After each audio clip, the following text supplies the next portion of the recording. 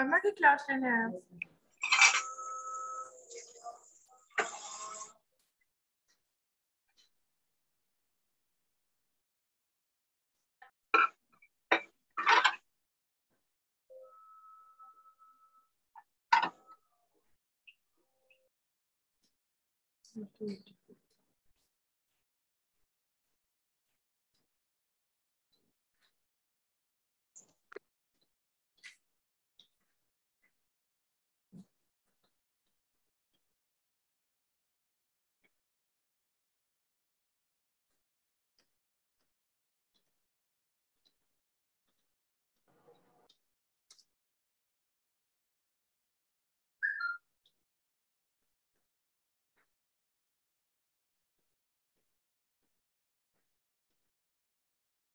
इधर पर बैठे होंगे, काइंडली उनको रखें कि ये लगा दे, मल्टीमीडिया चला दे।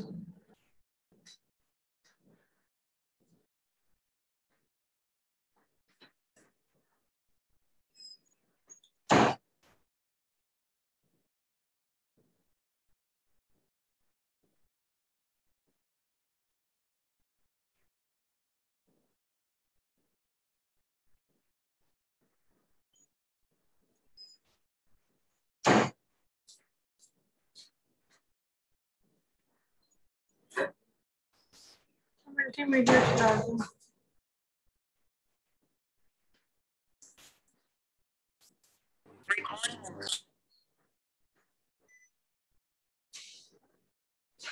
इसमें मेल वाला क्यों नहीं आ रहा? इसमें देखना, मेल का ईमेल में से खोलना है ना।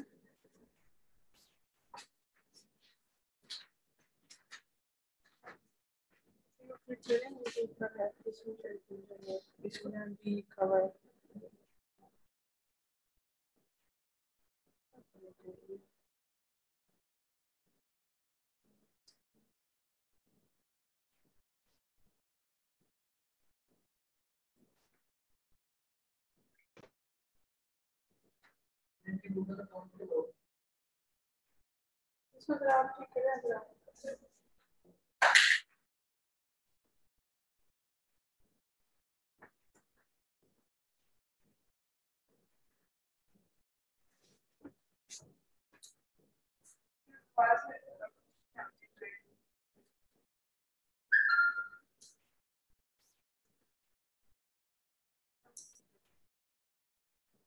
मैम यहाँ पे लो।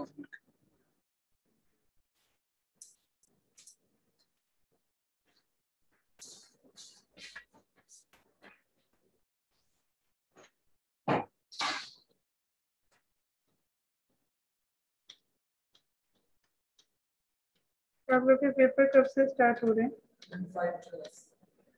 इसका कब है फार्मा का? इसकी डेट चेंज होगी है क्या? मुझे लगता है 12 है।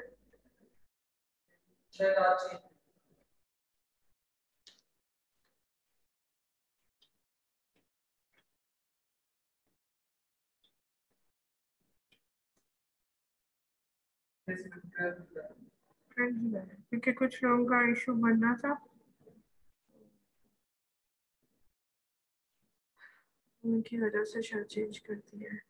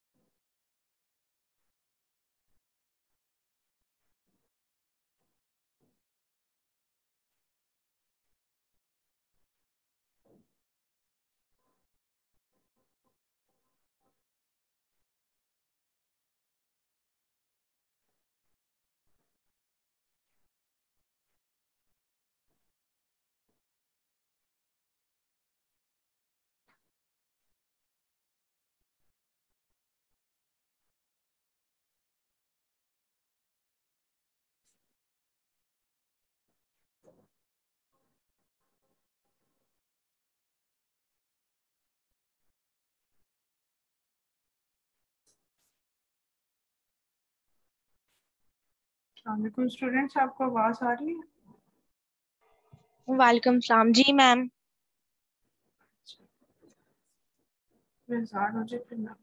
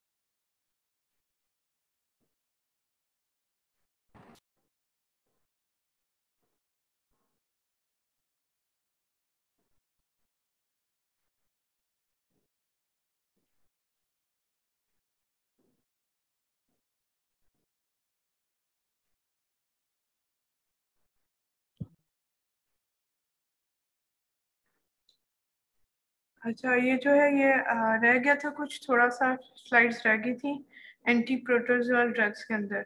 एंटी मलेरियल ड्रग्स पढ़ी थी, और उसके बाद फिर एमीबेसिस पढ़ा था, और ये अब जो है ये अफ्रीकन ट्राइपेनोसोमियासिस है। इसको जो है स्लीपिंग सिकनेस डिजीजेस कहते हैं।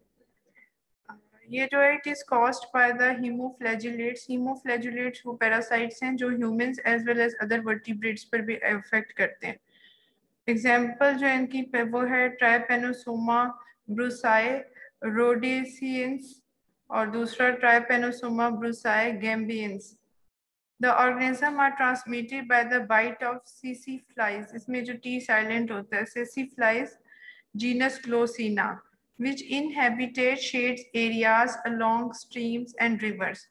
ये ज्यादा रिवर्स वगैरह पर ये होती है, ये पैरासाइट होता है, और इसकी वजह से ये स्लीपिंग सिकनेस होती है। The largest number of cases in the Congo, annual incidence estimates are about 1 lakh cases and 48,000 deaths। फिर उसके बाद अमेरिकन ट्राइपेनोसोमियासिस चिगास डिजीजेस, ये इसका ज्यादातर इफेक्ट हार्ट के ऊपर होता है। It is caused by the Trypanosoma cruzi, ये इसका पैरासाइट है जो करेगा। आपके लिए जो इम्पोर्टेंट है वो इनका ट्रीटमेंट है।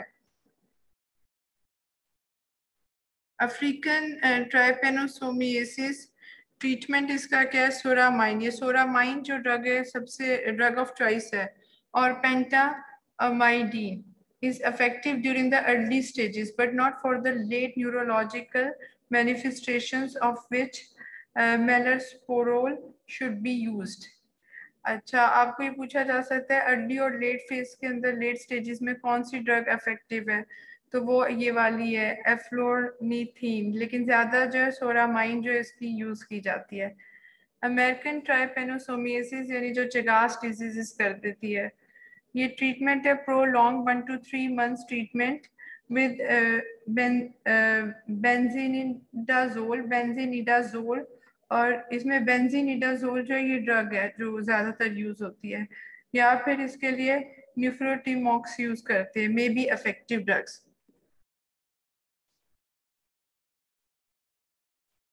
ये लेशमीनियासिस है drug.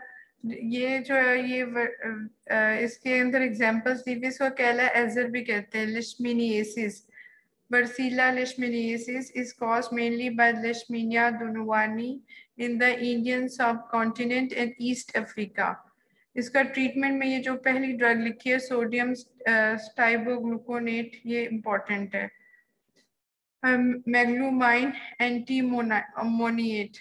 Resistant cases may benefit from combining antimonials which with ये antimonials हम जो है रेमेडीज जो यूज नेचुरल रेमेडीज उनको कहते हैं, with allopurinol, pentamidine, पेरोमाइमोसिन और एम्फोटेरासिन बी। एम्फोटेरासिन बी अगर याद हो, ये एंटी फंगल ड्रग है, तो इनके साथ कॉम्बिनेशन भी ये देते हैं।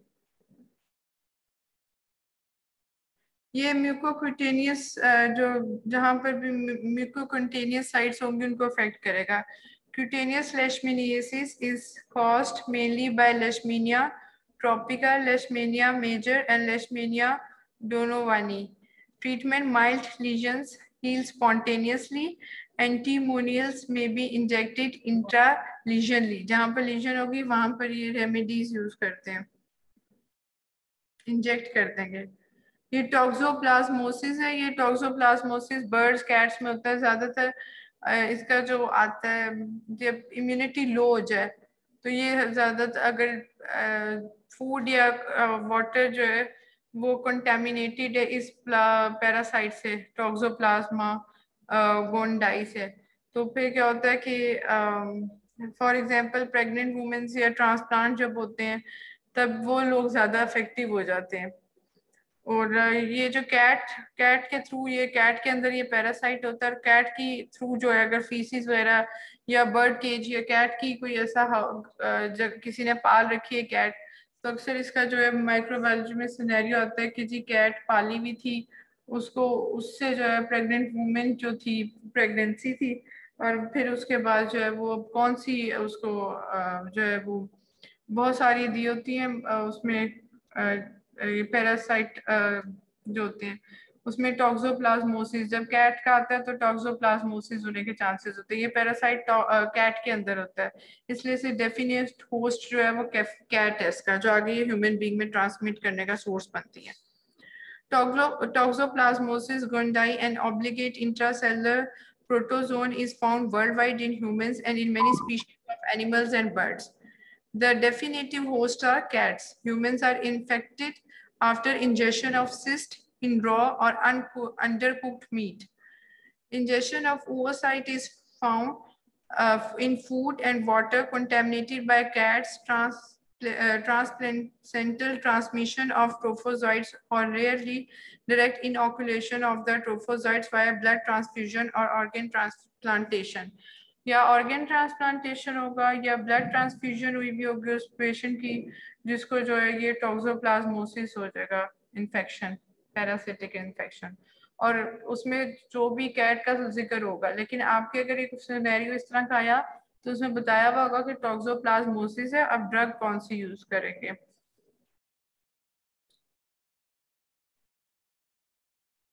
ये सारा साइकिल दिया हुआ है, ये आपके लिए इम्पोर्टेंट नहीं है, ये माइक्रोबायोलॉजी का साइकिल है। इसमें कैट था, रेट को खाया, उसमें फीसिस के थ्रू सिस्ट जो है वो चली गई और जो है वो ट्रोपोजाइट बन गई और फिर वो ह्यूमन बीइंग की फीसिस से बाकी जगह कंटेमिनेशन करेगी। ये आप लोगों के लिए नहीं है। Most infections are self-limiting in the immunologically normal patients.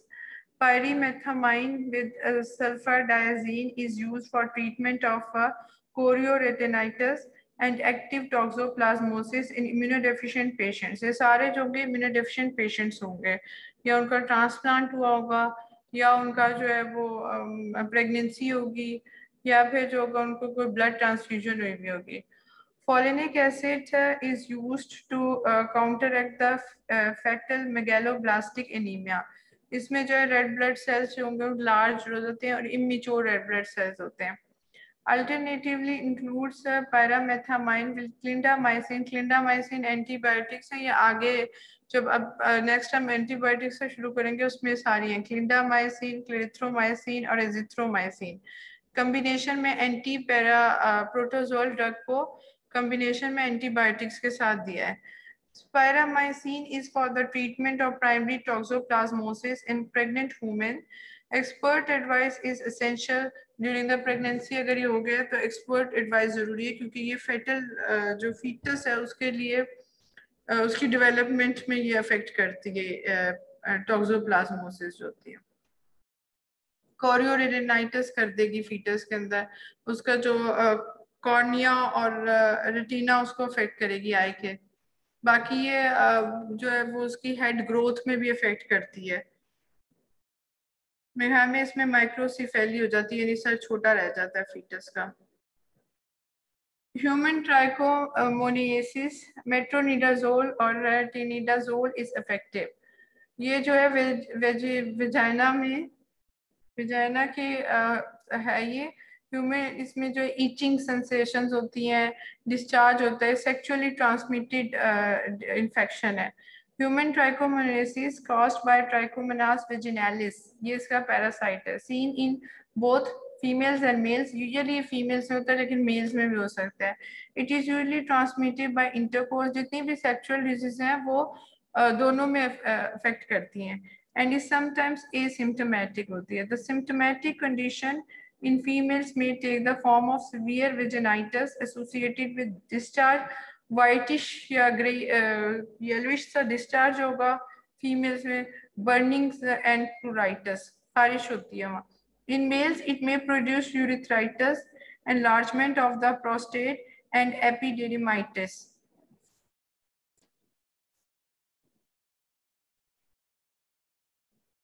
ये जार्डियासिस, ये इसकी एक पियर शेप्ड होता है, ये देखें, और ये फ्लैजिला इसके होते हैं इस पैरासाइट के। ये इसकी जो है पियर शेप्ड ये होता है। It is a common infection of the human small intestine with the protozoan Giardia lamblia, spread via contaminated food or water or by direct person to person contact. Metronidazole इसमें drug of the choice है। उसके अलावा मेपाक्राइन और tinidazole ये दोनों drugs भी देते हैं। ये आखिरी स्लाइड है। अच्छा, ये इसमें आपने पढ़ा था कि दो होती है फॉर्म्स, या सिस्ट फॉर्म होगी या फिर ये अपने ट्रोफोजाइट फॉर्म के अंदर होगा। ये इसकी पियर शेप ट्रोफोजाइट फॉर्म दिखाई दी है। इन्फेक्शियस जो थी वो सिस्ट थी, जो कि इंजेक्ट हो रही थी, अंदर जा रही थी इंजेक्शन फूड के थ्रू या वाटर के थ्रू। अब ये न्यूमोसिस्टाइटिस क्या होता है, इंटरस्टिशियल प्लाज्मा सेल्स जो होते हैं उनमें निमोनिया उनमें हो जाता है, और ये ज्यादातर उनमें होगा जो एड्स पेशेंट होते हैं। अक्सर जो एड्स के पेशेंट होते हैं ये उनके लिए होता है न्यूमोसिस्टिस कैरिनाई, जो पैरासाइट है, the causative agent of interstitial plasma cell pneumonia, which can also cause extrapulmonary diseases in immunocompromised patients. अच्छा, ट्रीटमेंट इसका इम्पोर्टेंट है। ट्राइऑक्साजोल इंट्रावीनसली और पेरेंटल ओरली देंगे इन हाई डेली डोजेस। ये इसकी, और ये जब भी एड्स का जिक्र होगा तो वहां पर ये न्यूमोसिस्टिस बहुत कॉमन है पेशेंट्स के अंदर, निमोनिया जो होता है। कोई क्वेश्चन हो किसी इससे रिलेटेड तो पूछ लें, फिर नेक्स्ट। किसी का कोई क्वेश्चन है?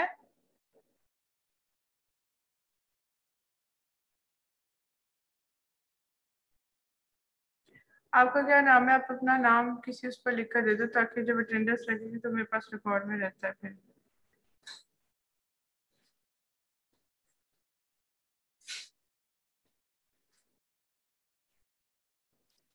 अब जो शुरू करेंगे वो एंटीबायोटिक्स है, और एंटीबायोटिक्स बहुत इंपॉर्टेंट है।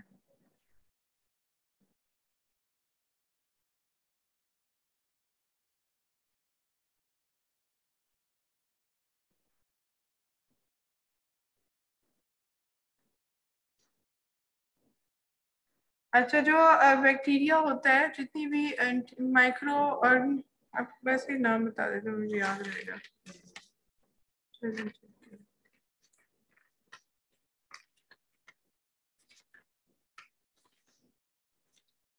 एंटीबायोटिक्स जो है वो या तो बैक्टीरिया माइक्रो ऑर्गेनिज्म से बनती हैं और माइक्रो ऑर्गेनिज्म पर ही इफेक्टिव होती हैं। एंटीबायोटिक्स जो है ये वायरल इन्फेक्शन को कुछ नहीं कहेंगी, ये हमेशा जो है बैक्टीरिया को अफेक्ट करेंगी। बैक्टीरिया का अगर आपको स्ट्रक्चर याद हो, उसमें सेल वॉल है, सेल मेम्ब्रेन है, और उसके अलावा उसमें डीएनए होता है, आरएनए होता है, और प्रोटीन सिंथेसिस हो रही होती है। ये एक स्ट्रक्चर बताया हुआ है, और कौन सी ड्रग कहाँ पर इफेक्टिव है। ये इसकी सेल वॉल बाहर बताई हुई है। ये भी, ये सिर्फ एक इंट्रोडक्शन है। अब ये फिर डिस्क्रिप्शन के अंदर ये बकायदा पढ़ेंगे। अब मेरे ख्याल में आपके 5 या 4-5 लेक्चर्स रह गए हैं, वो इसी के एंटीबायोटिक से रिलेटेड ही है। इसमें सेल वॉल सिंथेसिस है। ये अंदर वाली जो येलो आप देख रही है, ये सेल मेम्ब्रेन है। ये डीएनए बन रहा है, डीएनए से मैसेंजर आरएनए, और आरएनए से प्रोटीन्स बनेंगे। और ये राइबोसोम्स है, जिसके राइबोसोम स्ट्रक्चर को 2 सब यूनिट्स हैं इसकी, 50 और 30S राइबोसोमल सब यूनिट्स, और ये दोनों मिलके 70S टोटल बनाते हैं। ये 50 + 30 80 नहीं होता, 70S राइबोसोमल सब यूनिट होते हैं। 80 जो होता है वो फंगस के अंदर होता है उसके स्ट्रक्चर में। अच्छा, अब ये डिफरेंट ड्रग्स एक्ट कर रही हैं। जो सेल वॉल सिंथेसिस है बैक्टीरिया की, उसको अफेक्ट करती है पेंसिलिन। पेंसिलिन से ज्यादा मॉडिफाइड वेनकोमाइसिन है ड्रग ऑफ चॉइस। ये मॉडिफाइड उसकी है, क्योंकि पेंसिलिन को भी अक्सर बैक्टीरिया जो है रेजिस्टेंट होता है। इसके अलावा आइसोनाइजाइड्स और एथम्ब्यूटॉल, ये दोनों जो है ये टीबी की ड्रग्स हैं। आइसोनाइजाइड्स और एथम्ब्यूटॉल ये में आगे सब दिया हुआ है। अभी फिर आगे ये जो डीएनए को अफेक्ट करेगी, बैक्टीरियल डीएनए को, उसकी रेप्लिकेशन को रोकेगी, वो क्विनोलोन्स और मेट्रोनिडाजोल्स, ये ग्रुप्स हैं और इनके आगे मेंबर्स भी हैं ग्रुप्स के। क्लासिफिकेशन है फर्दर। आरएनए सिंथेसिस को, डीएनए को देखें, क्विनोलोन्स और मेट्रोनिडाजोल जो एंटी प्रोटोजोल ड्रग थी, मेट्रोनिडाजोल जिसे फ्लैजेल कहते हैं, वो बैक्टीरिया पर भी इफेक्टिव है और उसके डीएनए को अफेक्ट करती है।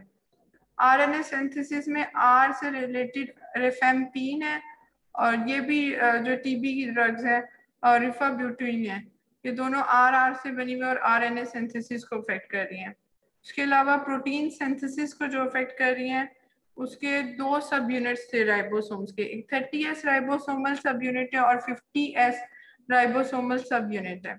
इसका एक मोनोमेरिक था। इसको याद करने के लिए, मेमोराइज करने के लिए बुक्स के अंदर अक्सर दिया होता है कि buy at 30 and sell at 50। तो एट जो होगा ना, बाय एट 30, तो एट से दो ड्रग्स इन्होंने बताई हुई है, एक अमाइनो ग्लाइकोसाइड्स और दूसरा टेट्रासाइक्लिन 88। ये आगे जब पढ़ेंगे तो मैं इनके मेमोराइज करने वाले वो भी डाल दूंगी इसके स्लाइड्स के साथ। प्रोटीन सिंथेसिस 50S राइबोसोम पर जो अफेक्ट करेंगी ड्रग्स, 30 पर तो दो करती है, अमाइनोग्लाइकोसाइड्स और टेट्रासाइक्लिन, और 50S राइबोसोमल सब यूनिट के ऊपर क्लोरामफेनिकोल, मैक्रोलाइड्स, क्लिंडामाइसिन।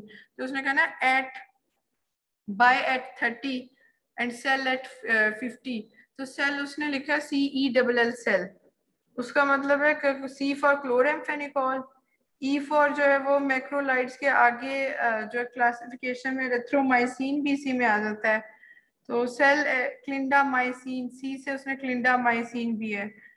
तो ये सारी ड्रग्स थोड़ा सा याद करने वाली, रट्टा लगाने वाली चीज है, लेकिन इनके आगे जब क्लासिफिकेशन रोज एक लेक्चर में जब एक एक पढ़ेंगे तो वो खुद ही याद होती जाएगी।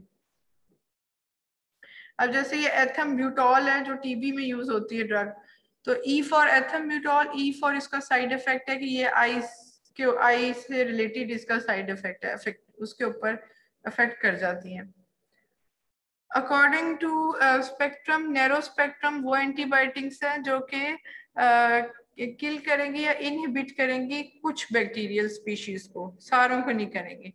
जितना ब्रॉड स्पेक्ट्रम एंटीबायोटिक यूज करेंगे उतनी ज्यादा वो एबल होगी टू किल और limited the effect of the bacteria, ज्यादा बैक्टीरिया पर वो इफेक्टिव होंगी। तो जो नैरो स्पेक्ट्रम है, antibiotics that are able to kill और inhibit limited species of bacteria, for example penicillin G and aminoglycosides. Broad spectrum की examples हैं ampicillin and amoxicillin.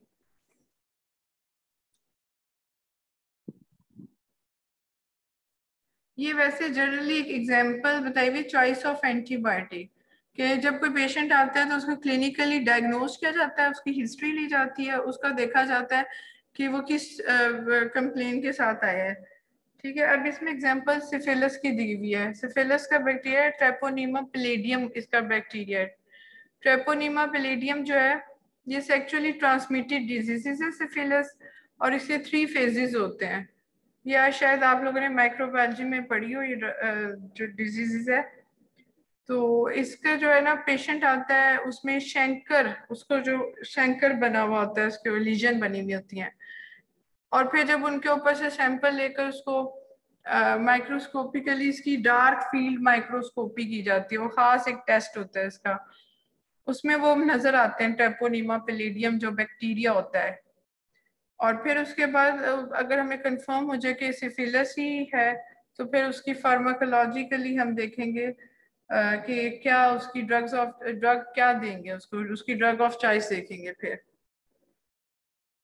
तो एक ये सारी चीजें जो फार्माकोलॉजी है वो डिपेंडेंट है माइक्रोबायोलॉजिकली, पहले देखते हैं हम, और उसके अलावा क्लिनिकली पेशेंट को देखते हैं, उसकी हिस्ट्री लेकर, उसके साइंस एंड सिम्टम्स, उसकी कंप्लेन, उसकी फिर फैमिली हिस्ट्री, उसकी कोई और लीजन जो है वो कहाँ पर है, साइट ऑफ द लीजन बहुत इंपॉर्टेंट चीज है। Bacteriological information, advantages, the exact antibiotics to be used. अब हमें अगर बैक्टीरियोलॉजिकल इंफॉर्मेशन पता है कि ये बैक्टीरिया इन्वॉल्व है, तो हम उसके एग्जैक्ट एंटीबायोटिक यूज करेंगे। The most effective and reject the one with little और नो एक्टिविटी।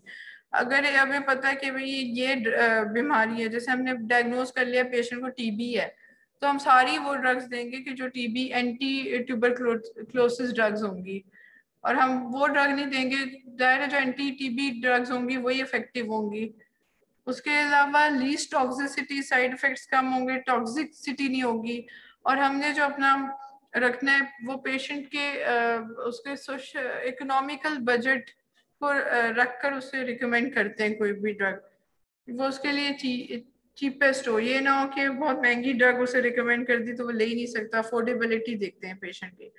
लेकिन इसके कुछ डिसएडवांटेजेस ये होते हैं कि जब लैब के अंदर कोई टेस्ट हो रहा होता है तो उसकी क्या होता है, do not parallel in vivo sensitivity, कि हम जो बिल्कुल ही क्लिनिकल और जो लेबोरेटरी टेस्ट है दोनों मुख्तलिफ दो उस तरह हो जाते हैं। या तो ये होता है कि क्लिनिकली हमने लेबोरेटरी टेस्ट करने को दे दिया, अब पेशेंट को इतना महंगा टेस्ट है कि वो अफोर्ड ही नहीं कर सका, वो लेबोरेटरी गया ही नहीं।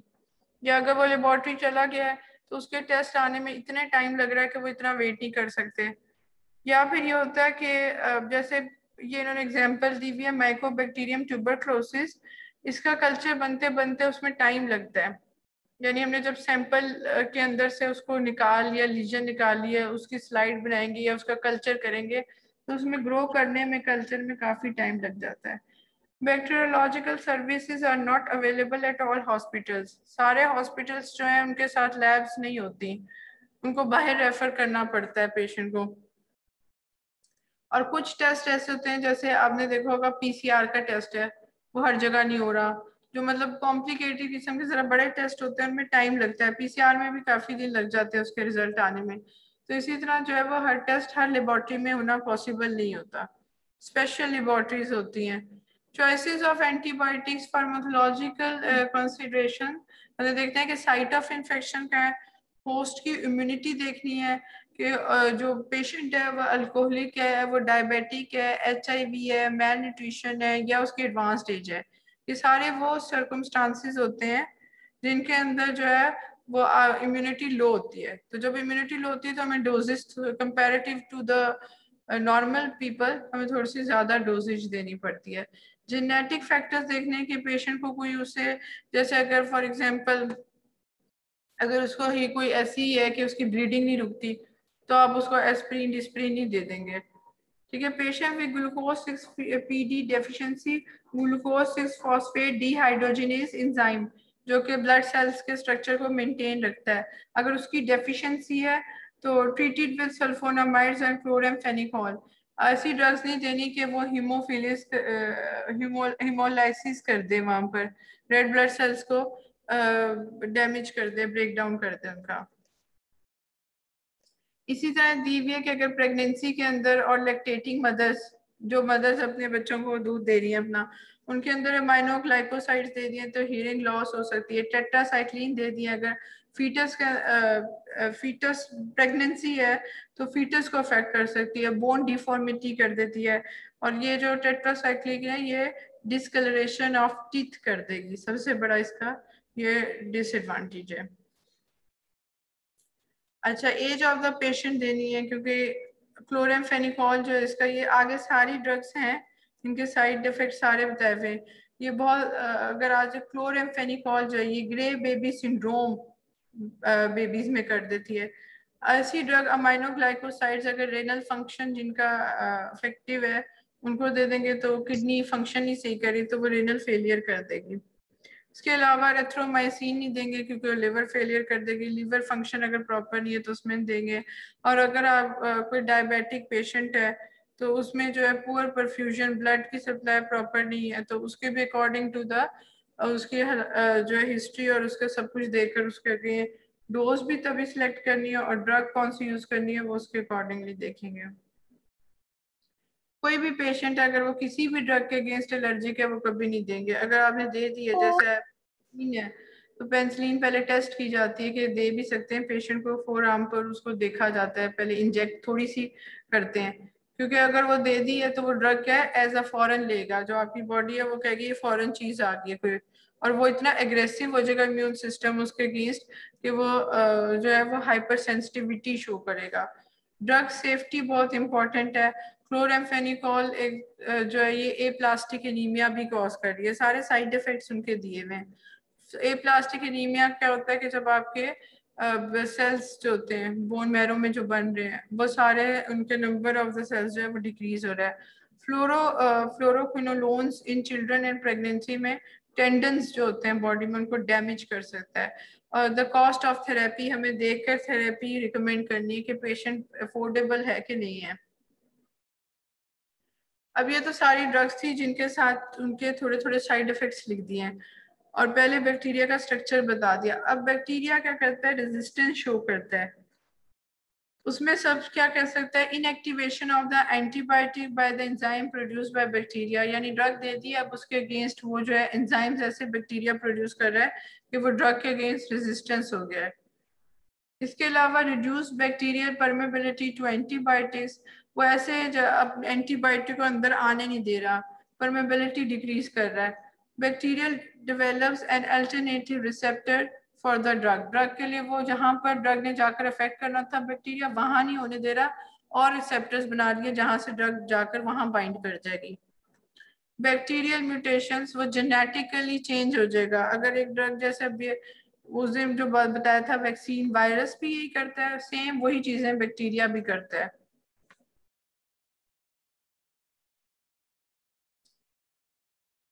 अब यही वजह है ना कि हालांकि जो टीबी है वो इतनी पुरानी चली आ रही है, लेकिन अब भी जो है टीबी ये जो केपीके में बहुत ज्यादा है, अंदरूने जो आप चले जाएं तो बहुत ज्यादा है। उसकी वजह ये कि जब तक वो पता खांसते रहते हैं, स्पूटम होता रहता है, उनको सब कुछ होता रहता है लेकिन वो चेक नहीं करवाते। और दूसरा ये कि ये जो लेटेंट फेज में बैक्टीरिया जाकर छुप जाता है टीबी का, तो और इसका ट्रीटमेंट भी प्रोलॉन्ग होता है, पेशेंट लेता नहीं है। कम्बिनेशन ऑफ ड्रग्स भी दे रहे हैं क्योंकि इसमें टीबी जो है बैक्टीरिया जो है वो रेजिस्टेंस शो करता है, तो इसलिए रिकमेंड करते हैं कम्बिनेशन ऑफ ड्रग्स। 9 महीने का या 6 महीने का इसका ट्रीटमेंट होता है, ज्यादातर 9 महीने का होता है। तो फिर वो उसमें भी यही होता है कि बैक्टीरिया जो है मैक्रोफेज के अंदर चला जाता है, और मैक्रोफेज को फिर आगे जो उसकी किलिंग है बैक्टीरिया की वो नहीं करने देता। उसमें लाइसोसोम्स जो होते हैं मैक्रोफेज के अंदर, और जो परऑक्सीडेज है वो आपस में मिलके एंजाइम स्ट्रक्चर दोनों मिलते हैं और उसकी किलिंग करते हैं वहां पर। वो स्ट्रक्चर मिलने नहीं देता, वो बैक्टीरिया छुपा रहता है मैक्रोफेजिस के अंदर, मैक्रोफेज को किलिंग नहीं करने दे रहा। उसके अलावा prevention of resistance, use antibiotics only when absolutely required, use antibiotics in adequate doses for sufficient period of time, not too brief therapy, not too prolong therapy. बहुत लंबी थेरेपी देंगे तब भी रेजिस्टेंस शो कर लेगा बैक्टीरिया, इफेक्टिव ही नहीं रहेगी वो। combination of antibiotics may be required to delay the resistance, for example TB का जो ट्रीटमेंट है बहुत लंबा चलता है। इसमें अब बताया हुआ है general principle of chemotherapy, administer drug in full dose at proper intervals and by the best route. When apparent cure achieved, continue antibiotic for about 3 days further to avoid the relapse कि दोबारा ना हो। Skipping doses may decrease effectiveness of antibiotics and increase the incidence of bacterial resistance. अगर skip कर देंगे dose, या dose का एक आपने वो पढ़ा होगा कि हाफ लाइफ होती है डोज का एक, वो फिर अब आप टाइम पर नहीं ले रहे तो वो भी इफेक्टिव नहीं रहेगी। फिर कि सुबह ले लिए तो अगली सुबह लेनी थी, आपने ली नहीं कि चलो शाम को ले लेंगे। General principles of chemotherapy, indications for antibiotic combinations, अगर कोई मिक्स्ड बैक्टीरियल इन्फेक्शन है, एरोब्स और एनारोब्स का दोनों का, या इस तरह का कोई इन्फेक्शन है तो फिर आपके उसके लिए मिक्स्ड बैक्टीरियल इन्फेक्शन देंगे। अच्छा, अगर इन पेशेंट्स ऑफ अननोन इटियोलॉजी पता नहीं चल रहा तो उसमें भी मिक्स्ड जो आप एंटीबायोटिक कम्बिनेशन में दे देंगे। प्रिवेंट इमरजेंसी ऑफ रेजिस्टेंस, और ख्याल ये रखना है कि जो आप एंटीबायोटिक कम्बिनेशन में दे रहे हैं उनका सिनर्जिस्टिक इफेक्ट हो। या कभी कभी ये होता है कि इसके डिसएडवांटेजेस क्या है कि सेंसिटिविटी, टॉक्सिसिटी, बैक्टीरिया कम्बिनेशन में देने के बावजूद रेजिस्टेंस शो कर देता है, और कभी कभी एंटागोनाइजिंग इफेक्ट्स होता है। एंटागोनिज्म पता है क्या होता है? Synergism, antagonism, yes ma'am. Synergism पता है ना, जो फर्स्ट ईयर में पढ़ा होगा। सिनर्जिस्टिक जी इफेक्ट मैम। होगा, पॉजिटिव इफेक्ट। एंटागोनाइज जब वो एक दूसरे के ऑपोजिट होंगे, ब्लॉक करेंगे रिस्पॉन्स को, एंटागोनाइजिंग इफेक्ट। और कॉम्बिनेशन ऑफ ड्रग्स लेना जो है वो महंगा पड़ता है पेशेंट को। बस यही तक था। इसमें मेरे ख्याल में एक स्लाइड मैंने शायद छोड़ दी है। ये जनरल बातें बताएंगे, इसमें अगर कोई क्वेश्चन आता है ना तो ये जो एक ये इम्पोर्टेंट है, ये है कि सेल वॉल पर कौन सी इफेक्टिव है, डीएनए पर कौन सी इफेक्टिव है, क्योंकि मैकेनिज्म है ड्रग्स का। दूसरा जो इसमें इम्पोर्टेंट है वो इसमें ये अमाइनो ग्लाइकोसाइड्स हैं तो इनके क्या साइड इफेक्ट्स हैं, पेंसिलिन, ये जब एक एक करके पढ़ेंगे तो उनमें भी लिखा हुआ होगा इनका, आई एम श्योर। अच्छा, ये बताया हुआ है कि सेल वॉल को इनहिबिट, पेंसिलिन्स जो है ये सेल वॉल के ऊपर इफेक्ट करेंगी। जो बैक्टीरिया है उसकी सेल वॉल सिंथेसिस नहीं होने देती। मैक्रोलाइड्स ये प्रोटीन सिंथेसिस पर इफेक्ट करेंगी। क्विनोलोन्स हैं तो न्यूक्लिक एसिड सिंथेसिस, न्यूक्लियोटाइड्स पर इफेक्ट करेंगी। Anti metabolites interfere with one और more enzyme necessary for DNA synthesis, जैसे सल्फोनामाइड्स वगैरह है। ये जब बैक्टीरिया के अंदर डीएनए उसका बन रहा होगा तो ये तब अफेक्ट करेंगे। ये ड्रग्स उसके जो डीएनए सिंथेसिस के लिए एंजाइम्स चाहे होंगे उनके ऊपर इफेक्ट करेंगी। और एक ये था, ये इसने बताया हुआ है कि बैक्टीरियोसीडल इफेक्ट होता है और बैक्टीरियोस्टैटिक इफेक्ट होता है। स्टैटिक कि वो स्टेसिस रुक गया, ठीक है, inhibit the growing of the growth of the bacteria. और दूसरा बिल्कुल किलिंग ऑफ द बैक्टीरिया। तो कुछ ड्रग्स जो होती हैं वो स्टैटिक होती हैं, कुछ बैक्टीरियोसीडल ड्रग्स होती हैं, यानी एक बैक्टीरियोसीडल जो सीधे से उनको किल कर देती हैं बैक्टीरिया को, और जो स्टैटिक होंगी वो उनकी ग्रोथ को अफेक्ट करेंगी। और आखिरी बात ये बताई हुई कि एंटीबायोटिक्स जो है ये इन्फेक्शंस, जो वायरल इन्फेक्शंस होंगे उनमें देने का कोई फायदा नहीं है, एंटीवायरल ड्रग्स देंगे। कोई क्वेश्चन इससे रिलेटेड कोई है?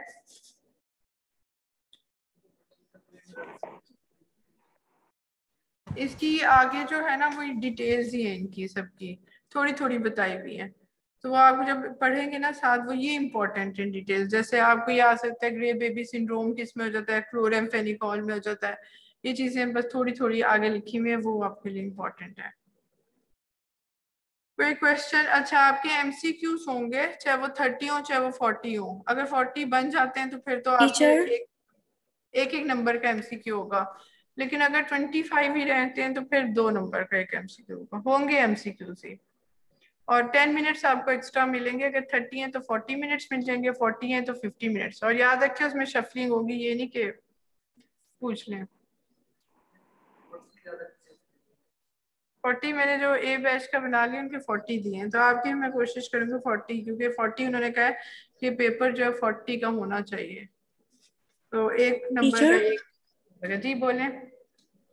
टीचर मैं हमने आपसे कहना था कि लेक्चर्स जो है वो काफी लेंथी है, जिसकी वजह से मैम पढ़ने में बहुत मुश्किल हो रही है। तो मैम आपने क्विज वाला बीच में इंक्लूड किया है, लेकिन मैम एक ना मैम अमतुल अंसारी हैं, उन्होंने 5 to 10 लेक्चर्स कर दिए हैं, क्योंकि उनके भी लेक्चर्स काफी लेंथी हैं। तो मैम हमें भी आप 5 to 10 दे दें, क्योंकि हम लोग स्टडी कर रहे हैं लेकिन बहुत मुश्किल लग रहा है।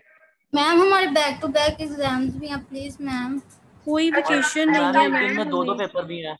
आप ऐसा करें, इम्यूनोसप्रेसर से पीछे की तरफ चलना शुरू करें, ठीक है।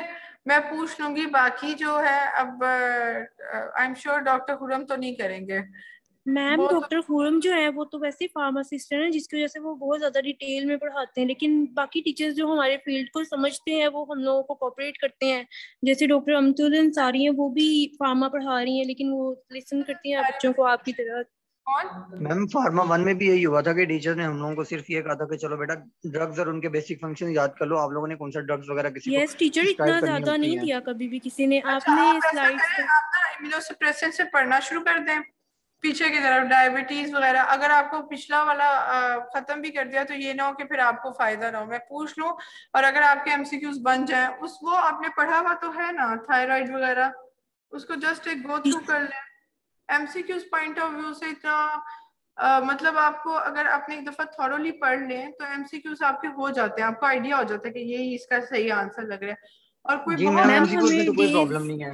मैम हमें डेज नहीं मिले ना, जिसकी वजह से हम लोगों को इतना मसला हो रहा है। हम सारे सब्जेक्ट्स को कोशिश कर रहे हैं थोड़ा थोड़ा पढ़ लें, तो मैम वो इतना ज्यादा बर्डन हो गया एकदम ही।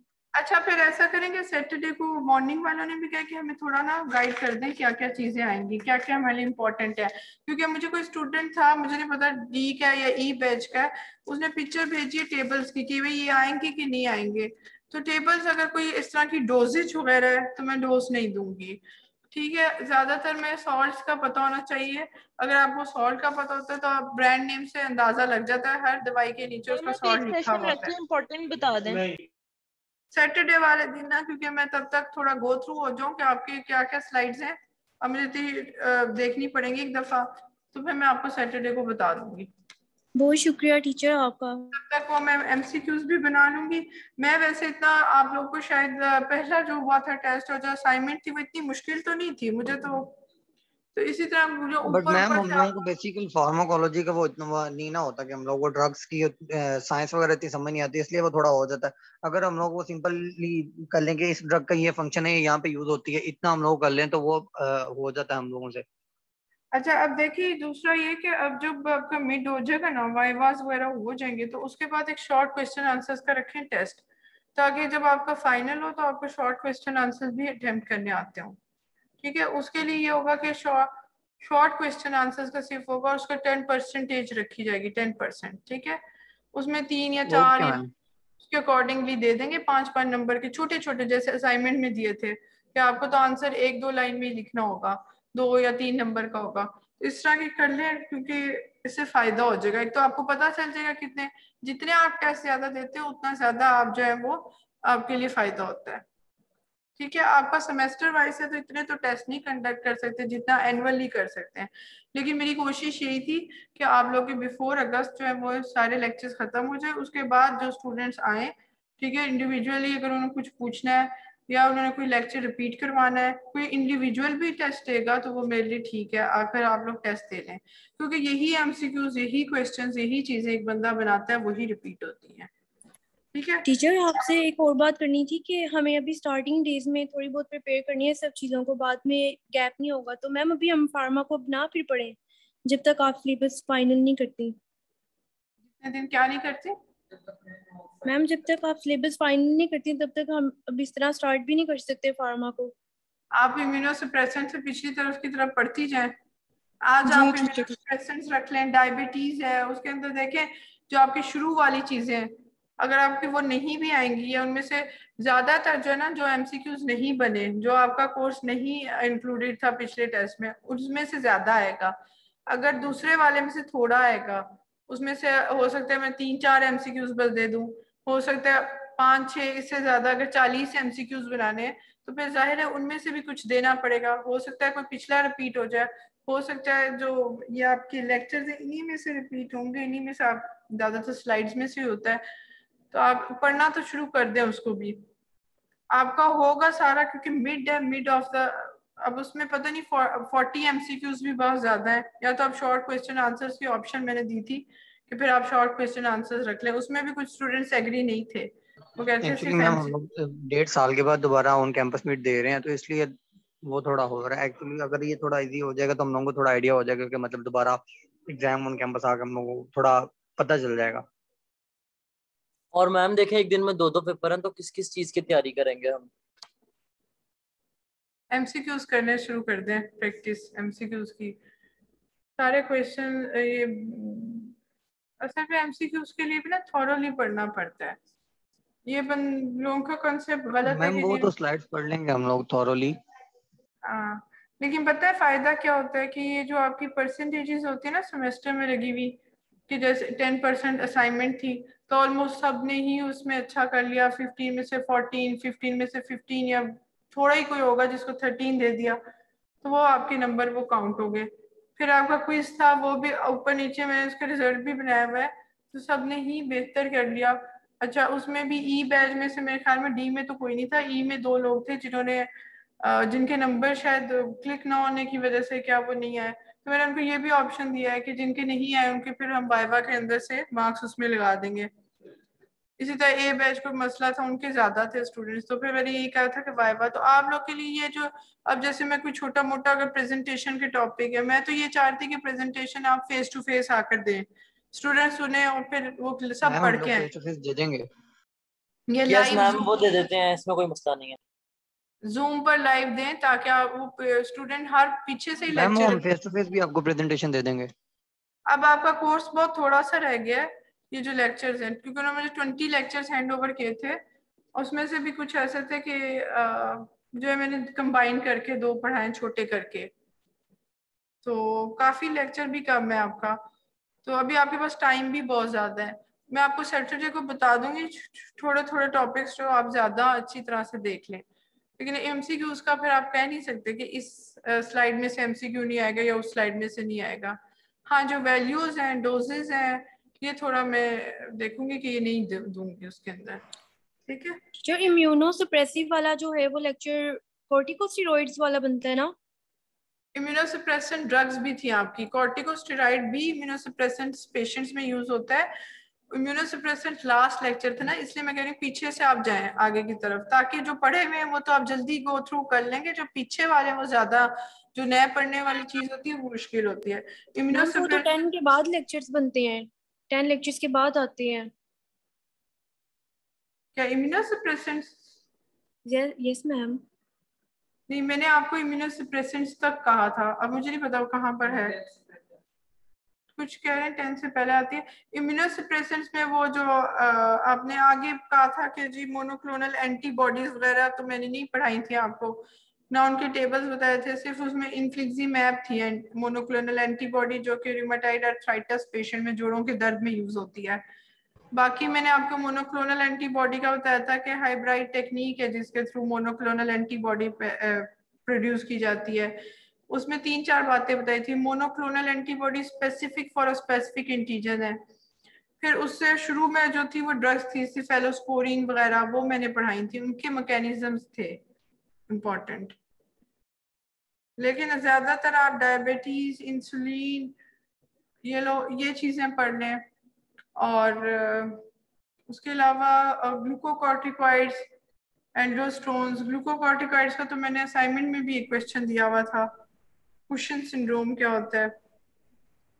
मैम ये तो 10 लेक्चर ही बन रहा है इम्यूनोसप्रेशन वाला। मैम आप काइंडली लेक्चर की ना एक नंबरिंग बता देंगे, इस नंबर से इस नंबर तक आपने लेक्चर्स करने हैं। मैं आपको ना आज या कल में टॉपिक ही लिख कर बता दूंगी, आप लोग का वो रह गया पेपर बनाना, आज और कल में बना के मैं आपको टॉपिक्स ही लिख दूंगी एलएमएस के ऊपर। जी मैम। क्वेश्चन और ज्यादा टाइम इन पे ना जैसे ये मैंने वो जो आपको छोड़ दिया वो एक्सप्लेन करना, वो जो कैट का वो पूरा मैकेनिज्म था।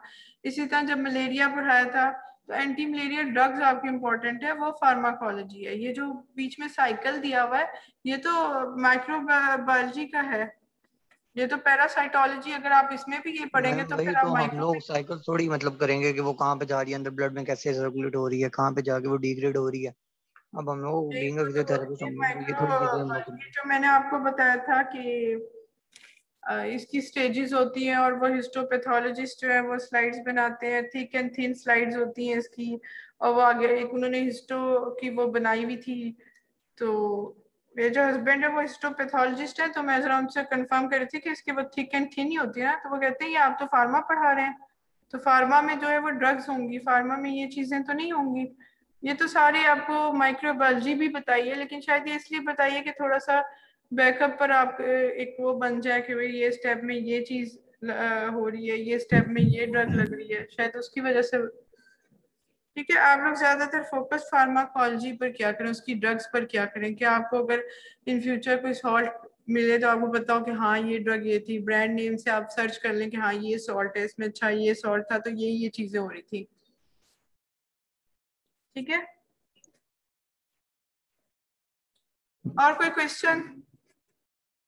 सैटरडे वाले दिन तक मैं आपका पेपर बना लूंगी तो फिर मैं आपको बता दूंगी कि उसमें जो है वो फार्माकोलॉजी से रिलेटेड क्या चीजें आ सकती हैं। ठीक है मैम बेसिकली Okay, हमें ma'am. लेक्चर नंबर 1 से लेक्चर नंबर 10 तक ही करना है ना?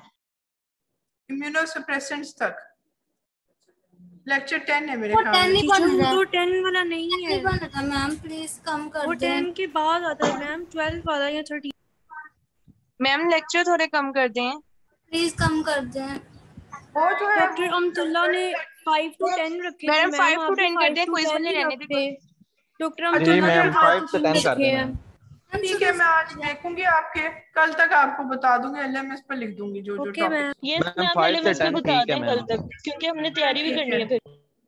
एलएमएस पर लिख दूंगी, आप पीछे से पढ़ना मैम शुरू 5 कर से दें। 10 कर दें मैम, 5 मैम से 10 प्लीज ठीक है क्विज मैम। वाले लेक्चर्स प्लीज ना निकालिएगा प्लीज मैम। 5 to कौन से 10 वाले? मैम 5 to 10 कर दें।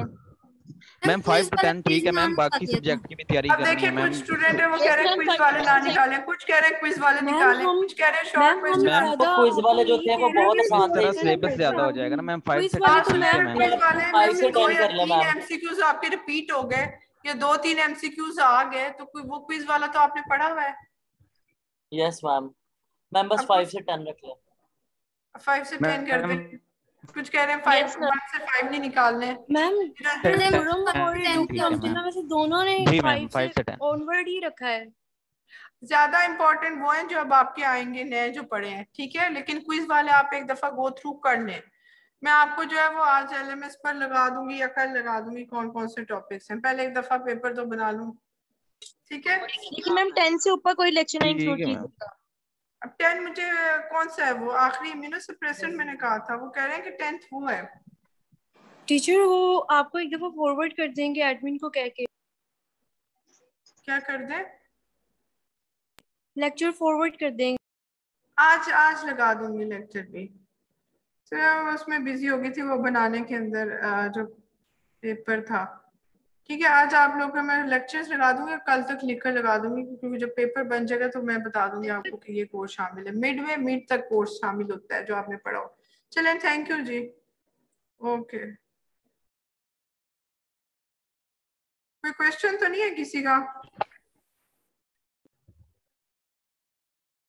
No teacher. चलें, थैंक यू जी।